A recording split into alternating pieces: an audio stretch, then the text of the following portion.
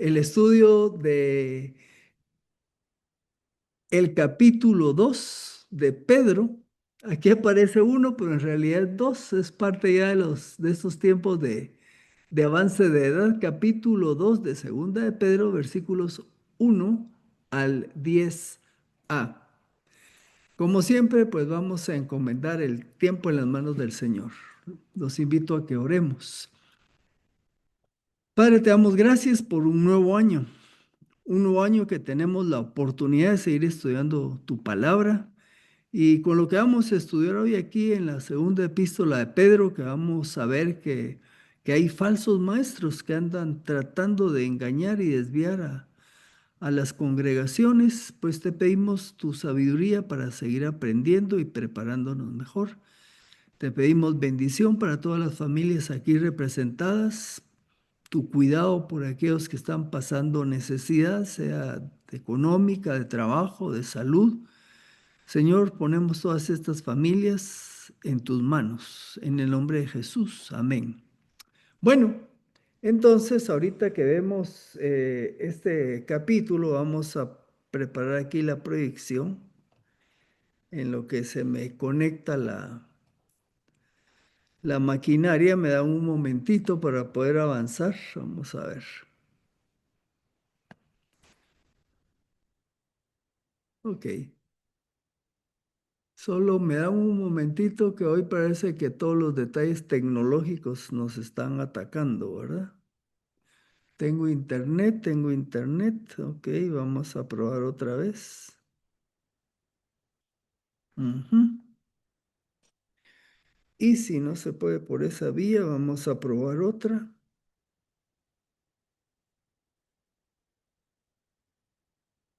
Ok,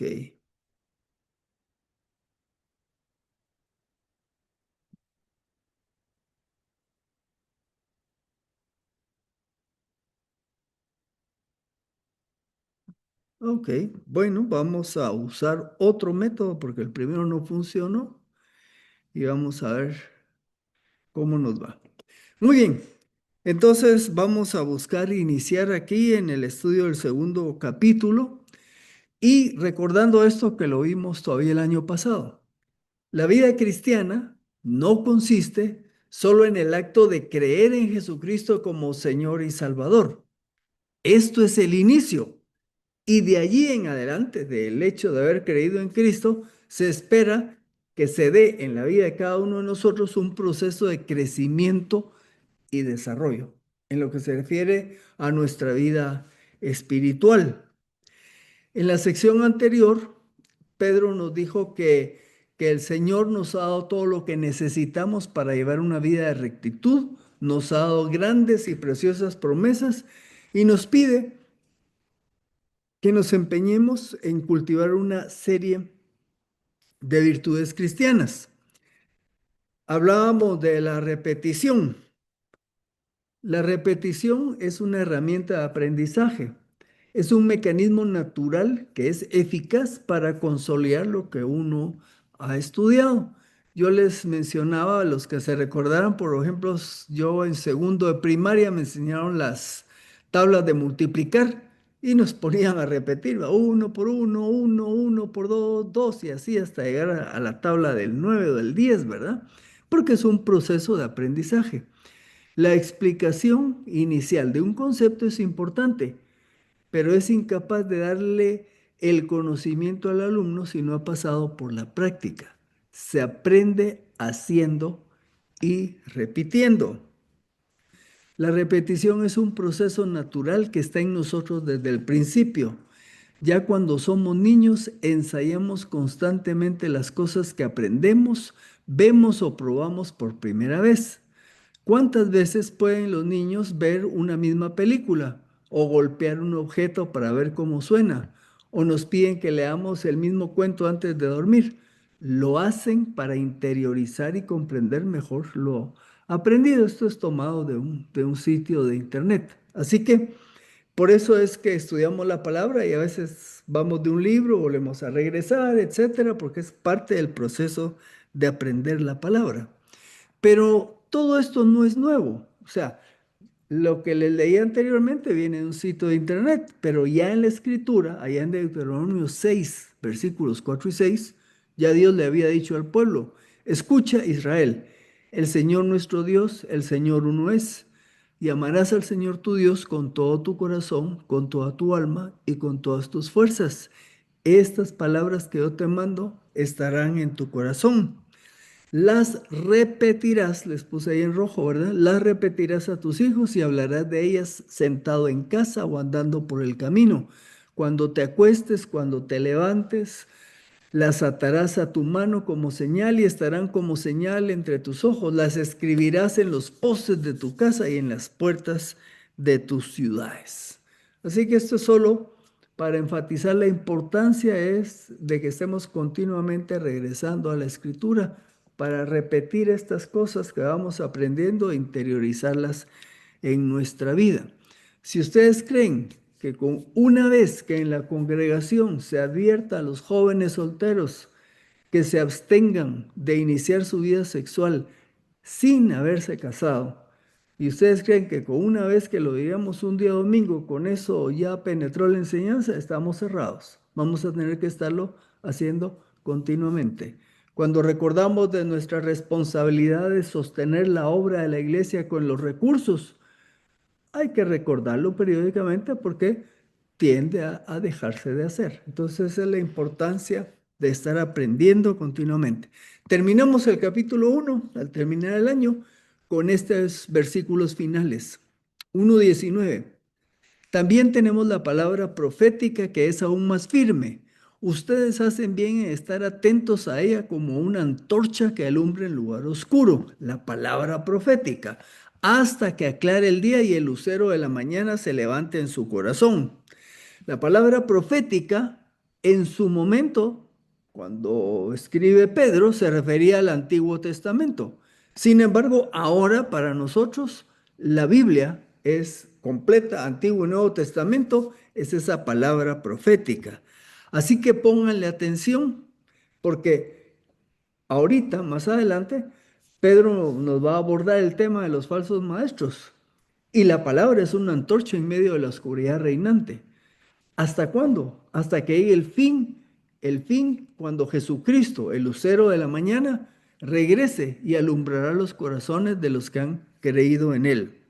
Así que dice el versículo 20 del capítulo 1, y hay que tener muy en cuenta, antes que nada, que ninguna profecía de la Escritura es de interpretación privada.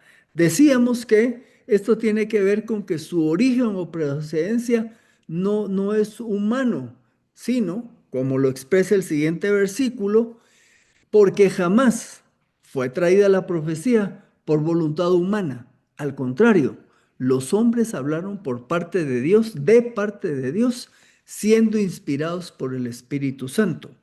Esta palabra inspirados, aquí hay una explicación. Este término básicamente da la idea que los escritores fueron llevados continuamente o transportados a lo largo del proceso de plasmar, o sea, de escribir la revelación de Dios para el ser humano. Así que nos dice Pedro que tenemos la certeza de que la escritura que estamos estudiando es inspirada por Dios por medio del Espíritu Santo.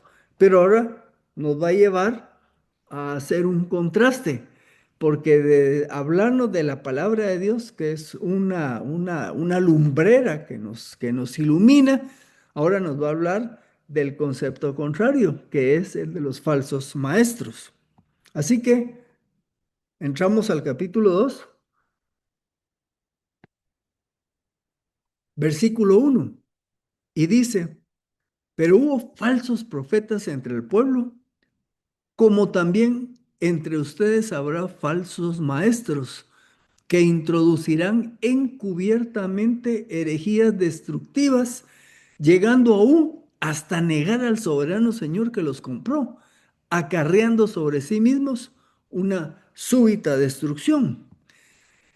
Hubo falsos maestros, perdón, hubo falsos profetas entre el pueblo. ¿Qué pueblo? Entiéndase, se refiere a Israel. Entonces nos vamos al Antiguo Testamento. Van a haber múltiples pasajes donde nos habla de estos falsos profetas. A manera de muestra, nos vamos al capítulo 23 de Jeremías. Durante varios versículos va a tocar el tema de los falsos maestros. Escogí el 25 y 26. Dice así: he oído lo que dijeron aquellos profetas que en mi nombre profetizan mentira, diciendo, he soñado, he soñado. ¿Hasta cuándo? ¿Qué hay en el corazón de los profetas que profetizan mentira y que profetizan el engaño de sus propios corazones? Esta cita lo que está haciendo es reforzando el hecho de lo que Pedro dijo. Hubo falsos profetas entre el pueblo. Sí, en Israel, en todo su historial, hubo profetas que mentían. Cuando ustedes se recuerdan de Acab, pues los profetas de Baal eran unos profetas mentirosos y el profeta Elías era el profeta verdadero y así otros casos. Bueno, así como hubo falsos profetas en el pasado, dice Pedro, entre ustedes habrá falsos maestros. Puse en rojo la expresión entre ustedes porque vamos a verla ahorita en lo que leemos. Recuerde las palabras de Pablo a los ancianos de Éfeso. Cuando Pablo iba camino a Jerusalén para llevar una ofrenda, llega a un puerto y manda a llamar a los ancianos de la iglesia de Éfeso para despedirse de ellos. Y les dice esto, porque yo sé que después de mi partida entrarán en medio de ustedes lobos rapaces que no perdonarán la vida del rebaño. Y que, y aquí anoto otra vez la frase, de entre ustedes mismos se levantarán hombres que hablarán cosas perversas para descarriar a los discípulos tras ellos. Entonces note cómo Pedro dice entre ustedes. Y luego Pablo en este otro pasaje dice entre ustedes. De alguna manera, dentro de las congregaciones de pronto pueden ir apareciendo personas que empiezan a hacer esta tarea de dar una falsa enseñanza dentro de las congregaciones, aunque llegando al final vamos a hacernos la pregunta si hoy día ese es el método por excelencia o hay otras maneras como la falsa enseñanza se está filtrando en las congregaciones. Ahora, dice que estos maestros entran encubiertamente. Eso quiere decir, por supuesto, que no va a haber un fulano que se va a parar ahí y va a decir, hola, ¿qué tal? Soy un falso maestro. No, eso no lo hace ninguno de ellos, ¿verdad? Entran de manera encubierta. ¿Y qué es lo que empiezan a enseñar? Dice que enseñan herejías. ¿Qué es una herejía? Es un término que se usa para señalar una desviación doctrinal o una enseñanza errónea que contradice aquellas verdades cristianas vitales e innegables que enseña la Biblia. Entonces, por ejemplo, en una iglesia que se puede llamar hoy día de estas modernistas, en donde viene alguien y para empezar, así nombraron como obispo a una mujer que es lesbiana y es la que está predicando en ese púlpito de esa iglesia. Por ejemplo, podría ser una iglesia, aquí en Guatemala no, pero en Estados Unidos una iglesia episcopal y empieza a enseñar que el problema del lesbianismo y homosexualismo no es pecado porque Dios es amor y Dios ama a todos los seres humanos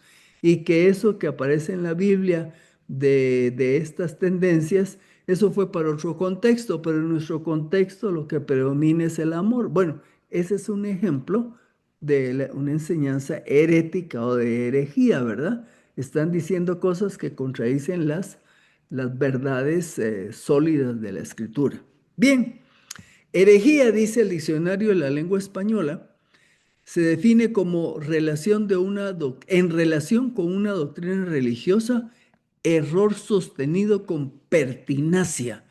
Como no conozco todo el lenguaje español, cuando oí la palabra pertinacia me sonó como algo así de algo constante. Y entonces ya buscamos en el mismo diccionario. Pertinacia dice obstinación, terquedad o tenacidad en mantener una opinión, una doctrina o la resolución que se ha tomado. Ok, vimos que herejía es traer una enseñanza que contradice las verdades escriturales, pero aquí le da un significado que la gente que enseña estos errores lo hace de manera insistente, de manera consciente y constante.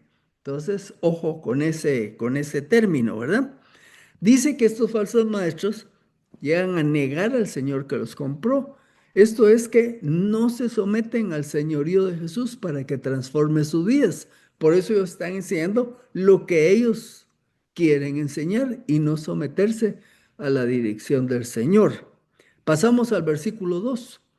Y muchos seguirán tras la sensualidad, o sea, de los que están escuchando, muchos seguirán tras la sensualidad de ellos, y por causa de ellos será difamado el camino de la vida. Bueno, los falsos maestros tendrán muchos seguidores, dice ahí, por su sensualidad. Estos maestros se distinguen por ser sensuales, esto es, enfatizan todo aquello que es agradable a los sentidos. Por ejemplo, fama, poder, placer, riquezas, bienestar, etcétera. Interesante. Para eso nos da una idea de cómo ir detectando cuando se está queriendo filtrar un falso maestro. Son personas que tienen intereses tanto por lo material, pero también por todo aquello que agrada a los sentidos, ¿verdad?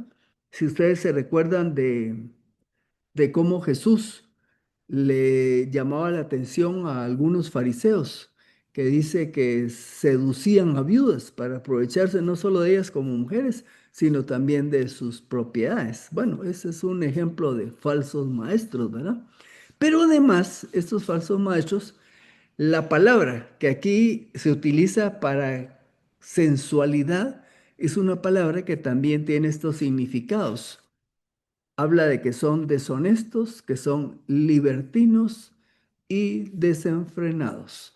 La palabra ahí la anoté, ¿verdad? No la vamos a aprender. Aselgeia se llama, que da todas estas ideas. Dice también que por causa de ellos, de estos falsos maestros, será difamado el camino de la verdad. ¿Cómo así? Bueno, cuando estos falsos maestros caen y han estado metidos dentro de una iglesia enseñando falsas enseñanzas y son descubiertos interna o la mayoría de las veces externamente, lo que pasa es que afectan o restan la credibilidad del evangelio. No, pero si miren ese fulano que enseñaba allá y resultó que andaba haciendo dinero o andaba seduciendo, qué sé yo, entonces le resta credibilidad al mensaje del evangelio, a la iglesia misma. Y lo peor es que manchan el buen nombre del Señor, porque pero si ese se la llevaba de que era un líder, un cristiano, que no sé qué, y miren lo que hizo, ¿sí?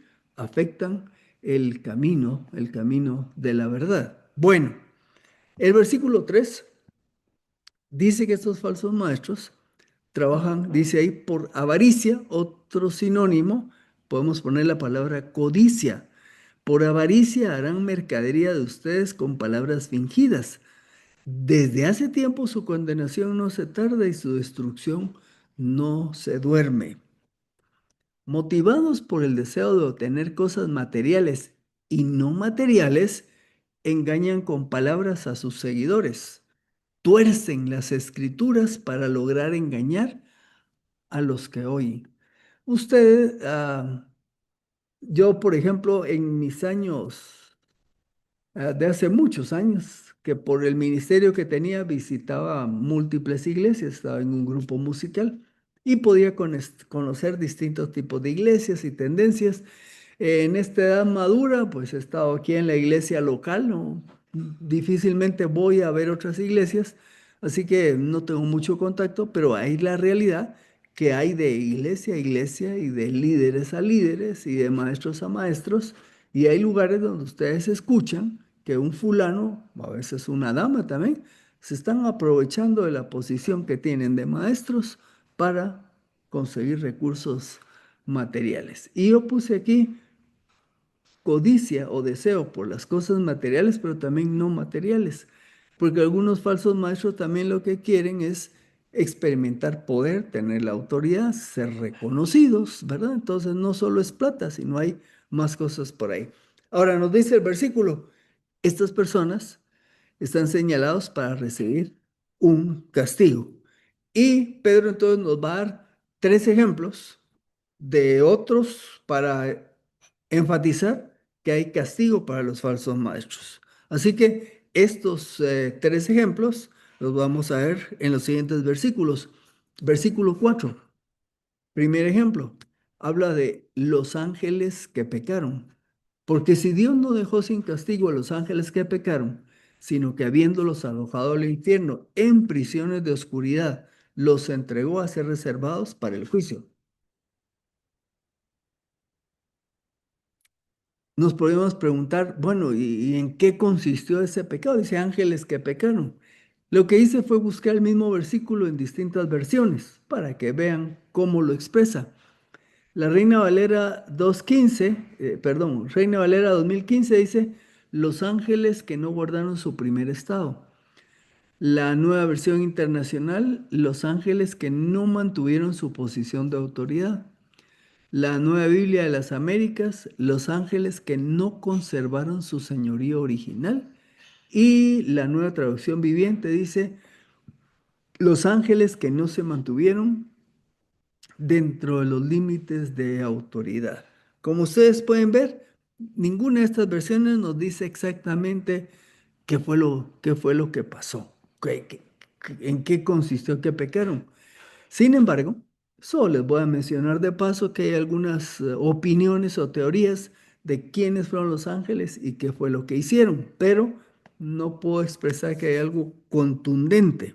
Por ejemplo, de las más sonadas, algunos dicen que estos ángeles son los hijos de Dios que se describen allá en Génesis 6, ¿verdad?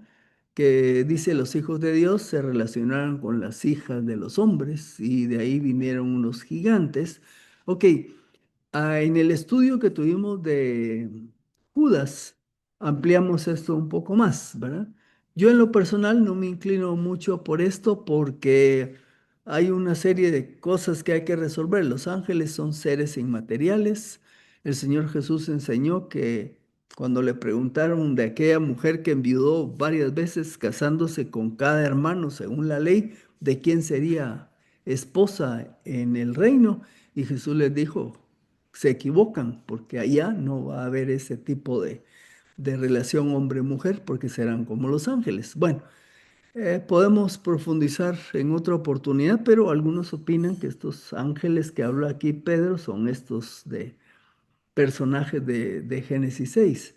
Otros opinan que se refiere a los ángeles que se menciona en Apocalipsis 9. Ahí, cuando estemos en el tiempo final, estamos, digo, yo no voy a estar porque estoy con el Señor, por los que estén, habla ahí de que van a ser liberados por lo menos cuatro de estos ángeles malvados para causar gran destrozo y matar a mucha gente.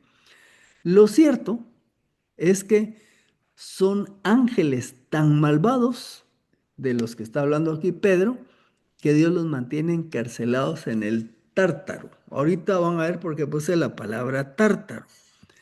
El pasaje dice que a estos ángeles Dios los arrojó al infierno, solo que hay una palabra en griego que se usa para infierno, que es la palabra Hades. Sin embargo, aquí en Segunda de Pedro no utiliza esa palabra, sino esta que aparece aquí, Tártaro.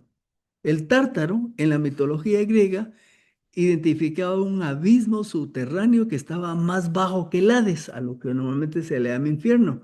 Dice que el Tártaro llegó a referirse a la morada de los espíritus más malvados, donde los peores rebeldes y criminales recibían el castigo divino más severo. Esto es tomado del comentario de Juan de John MacArthur. Así que estos ángeles ya iniciaron su castigo porque están encerrados, ¿verdad? Pero están a la espera de que va a haber un juicio, allá el juicio final en manos del Cordero de Dios, del Señor Jesús. Primer ejemplo, hay ángeles malvados que recibieron castigo, ya están y tienen pendiente un juicio final. Primer ejemplo. Segundo ejemplo. Y si tampoco dejó sin castigo al mundo antiguo, pero preservó a Noé, oiga esta frase, heraldo de justicia, junto con otras 7 personas cuando trajo el diluvio sobre el mundo de los impíos. Ah, ok. Hay unos ángeles que fueron castigados colocándolos en prisiones allá en ese lugar llamado Tártaro, ¿verdad? Ese es uno. Dos, el mundo antiguo, que fue eliminado por medio del diluvio. Solo se salvaron Noé y 7 personas, que era su esposa, sus 3 hijos y sus nueras. Ahora hagámonos la pregunta, ¿y por qué castigó al mundo antiguo? Bueno, aquí sí tenemos más información. Génesis 6, 11 y 12 dice, la tierra estaba corrompida delante de Dios, estaba llena de violencia. Dios miró la tierra y aquí que estaba corrompida, porque toda carne había corrompido su camino sobre la tierra. O sea, una maldad suprema en el ser humano que vivía en aquellos tiempos, en los tiempos de Noé. Ahora, aquí está la causa. ¿Por qué fue que eliminó a toda la humanidad? Se habían corrompido. Ahora usted diría, ala, pero qué duro fue eso, ¿verdad? Pues le voy a contar. Esta frase que vemos en el versículo que dice, Noé, heraldo de justicia, esta expresión implica que Noé dio testimonio de Dios durante el tiempo de la construcción del arca. O sea, y usted sabe que esa arca para construirla se tardó 120 años. Durante ese tiempo, obviamente, Noé le estuvo compartiendo a la gente. Miren, estoy haciendo el arca porque Dios mandó un diluvio. Entonces, pues la palabra no nos dice exactamente que él haya predicado así, pero se interpreta que la expresión como heraldo de justicia, heraldo es uno que anunciaba algo respecto a un rey y entonces estuvo compartiendo el mensaje que Dios le había dado. Ahora, ¿saben cuántos se convirtieron? Ninguno. Todos rechazaron lo que Noé compartió y por eso pues vino el diluvio. Entonces, segundo ejemplo, a los ángeles tuvieron consecuencia de su rebeldía. La gente del tiempo de Noé ya tuvo consecuencia, murieron en el diluvio. Tercer ejemplo, y si condenó a destrucción a las ciudades de Sodoma y Gomorra, reduciéndolas a cenizas y poniéndolas como ejemplo para los que habían de vivir impíamente. Tercer ejemplo, que a la gente que vivía en Sodoma y Gomorra y otras ciudades cercanas, las redujo a cenizas, ¿verdad? Y sirvió esto para que fueran ejemplo de todos aquellos que quieren vivir con una conducta que no agrada a Dios. Hagamos la pregunta también aquí. Bueno, ¿y por qué castigó? Falta un tilde ahí. ¿Por qué castigó a Sodoma y Gomorra? Génesis capítulo 18, 20 y 21 dice, además el Señor dijo, ciertamente el clamor de Sodoma y de Gomorra es grande, y el pecado de ellos se ha agravado en extremo. Descenderé, pues, para ver si han consumado su maldad, según el clamor que ha llegado hasta mí, y si no, lo sabré. Ok, de nuevo, la Escritura nos dice que la maldad de los habitantes de esa ciudad ha llegado a un extremo, que por eso Dios decide aplicar un castigo a esas ciudades. Judas, en el versículo 7, porque solo tiene un capítulo, dice así, de la misma manera, refiriéndose a Sodoma y Gomorra, fornicaron y fueron tras vicios contra lo natural. El pasaje que les leí de Génesis habla de que ha crecido la maldad, han hecho lo que a Dios no le agrada. Y aquí está siendo más específico. Judas dice, lo que pasa es que fornicaron y fueron tras vicios contra lo natural. Hay un pasaje en el Antiguo Testamento que nos da más luz. En Ezequiel dice, he aquí, esta fue la iniquidad de tu hermana Sodoma. Orgullo, abundancia de pan y despreocupada tranquilidad tuvieron ella y sus hijas, pero ella no dio la mano al pobre y al necesitado. Hasta aquí, otra de las características de maldad de Sodoma y Gomorra era lo que dice, orgullosos tenían recursos alimenticios, vivían despreocupados, pero había gente pobre y necesitada y teniendo recursos no los compartieron. Entonces había, llamamos lo que le dicen injusticia social. Pero va a agregar Ezequiel, ellas, Sodoma y Gomorra, se enaltecieron e hicieron abominación delante de mí, de modo que cuando las vi, las eliminé. ¿Por qué estoy resaltando esto aquí? Hoy día, y lo voy a repetir en un momentito, algunos están buscando suavizar la razón por la que Dios castigó a Sodoma y Gomorra y quieren más enfatizar aquí esta primera parte de injusticia social como la causa. Pero aquí donde ven en la parte final siempre Ezequiel dice, hicieron abominación. Los voy a llevar a otro pasaje que está en Levítico 18. La palabra abominación que aparece en Ezequiel es la misma palabra que va a aparecer aquí y dice 18:22, no te acostarás con un hombre como uno se acuesta con una mujer. Está hablando de homosexualismo y dice, esto es una abominación. La misma palabra que utilizó Ezequiel.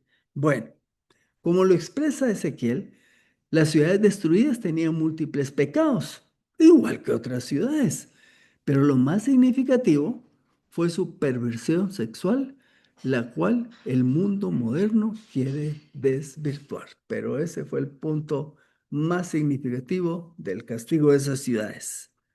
Ahora, para muestra un botón, en Génesis 19 cuando ya llega Los Ángeles a la ciudad de Sodoma y Gomorra para rescatar a Lot, que era lo que había pedido Abraham, ¿verdad? Era su primo. Dice que llegan los ángeles y saludan a Lot. Lot les pide, por favor, quédense hoy en la noche. Los ángeles dicen, mira, venimos a sacarte para que te vayas, porque esta ciudad va a ser destruida. No, pero pasen, pasen, por favor. Y cuando entran a su casa, aquí es lo que dice estos versículos.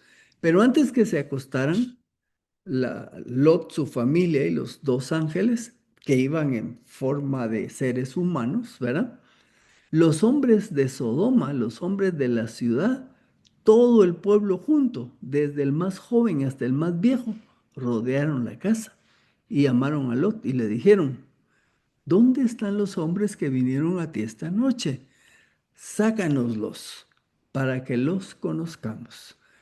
Yo sé que muchos aquí ya saben el término, pero si alguien no lo sabe, no crean que lo que querían era decirle, hola, ¿qué tal? Mucho gusto, fulano de tal, en ese sentido de conocer. No, esta palabra conocer tiene que ver con relaciones íntimas. Entonces, estos hombres lo que querían practicar prácticamente era una violación masiva. Y esto es solo para enfatizar la maldad en la que vivía esta ciudad. Y como ya les dije, ¿quién vivía en Sodoma? Pues Lot, ¿verdad? De aquí vamos a ver los versículos 7 y 8. Y Dios rescató a el justo Lot, al justo Lot, quien era acosado por la conducta sensual de los malvados. Ven nuevamente cómo se refiere a Sodoma. Porque este hombre justo habitaba en medio de ellos y afligía de día en día su alma justa por los hechos malvados de ellos. Tres veces se nos habla el justo Lot y su alma justa. Se confirma con la expresión conducta sensual la conducta pecaminosa de los pobladores de estas dos ciudades. Y eso se contrasta en cómo se refiere aquí en este texto Pedro a Lot. Dice el justo Lot. Claro, usted va a decir, "Ay, pero ¿cómo es que era justo si vivía? ¿O por qué estaba viviendo en una ciudad tan perversa?" Bueno, yo hago una pregunta. Justo quiere decir impecable. Impecable es una persona que no peca. Entonces la pregunta es, ¿alguien que es justo es porque no peca? En el caso de Lot, en el caso de Abraham, ellos fueron declarados justos porque le creyeron a Dios, pero no porque fueran perfectos. El mismo Abraham también, ustedes conocen la historia, falló un par de veces ahí mintiendo respecto a su esposa, diciendo que era su hermana cuando fueron a visitar culturas ajenas. Bueno, entonces, ya con esto, ya vamos llegando al final, nos dicen los últimos versículos. Entonces el Señor sabe rescatar de la prueba a los piadosos y guardar a los injustos para ser castigados en el día del juicio. Y especialmente a aquellos que andan tras las pervertidas pasiones de la carne y desprecian toda autoridad. Cerramos. La presencia de falsos maestros es inevitable, pero tenemos la certeza de que el Señor nos cuida y libra de las pruebas. O sea, en medio de todo eso, nos está enseñando aquí la palabra que el Señor tiene un cuidado especial sobre nosotros. Pero al mismo tiempo, es un hecho que estos pseudomaestros, falsos maestros, reciben y recibirán lo que les corresponde en el juicio final. Para los que tienen más tiempo, tal vez hemos podido ser testigos de personas que eran falsos maestros y cayeron y recibieron su merecido. Otros por ahí andarán pululando, pero lo que sí es un hecho es que Dios los tiene en la mira. Si no reciben aquí el pago de su maldad, lo van a recibir en el día del juicio final. Para cerrar y que nos ayude para platicar, ¿qué diferencia hay entre un falso maestro y un maestro con hierro? Aquí voy a aclarar. No es con hierro con H, sino como está escrito ahí, un maestro con hierro. Eso quiere decir, hierro quiere decir error, equivocación no hecha adrede o con dolo.